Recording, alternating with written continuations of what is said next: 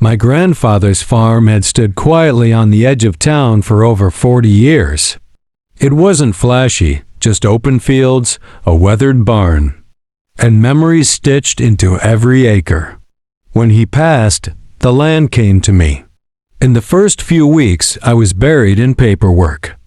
That's when I noticed something strange: homeowners association fees. Thousands of dollars per year.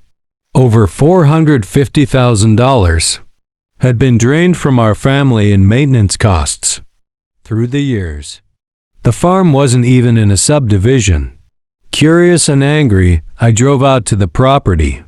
As I approached, the dirt road had been paved over. The old wooden fence? Replaced with iron gates. There were signs I'd never seen before. Welcome to Whisper Pines Resort and Spa. I stood frozen.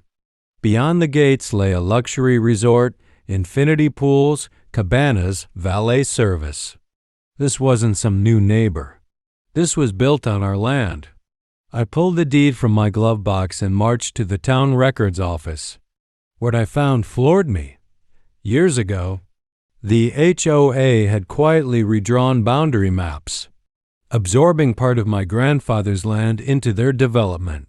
No sale, no agreement, just stolen space and silence. They had been charging us to manage our own property, while raking in profits from tourists sleeping under our skies. I lawyered up. 6 months later, the court ruled in our favor: trespassing, fraud, illegal use of private land. The HOA was dismantled. The resort? Forced to buy the land back for millions or be torn down. I kept the original fence post from my grandfather's farm. It now stands at the edge of a new sign. Private land, family owned since 1983. They thought they were building a resort. They didn't know they built it on a legacy. HOA extorted $450,000 from my grandfather's farm. Didn't know. They built a resort on my land. Jake Morrison's family farm is hit with $450,000 in bogus HOA fines by President Patricia Whitmore, who secretly co-owned the neighboring resort built on his land, so he uncovers her fraud, boundary encroachments, and embezzlement.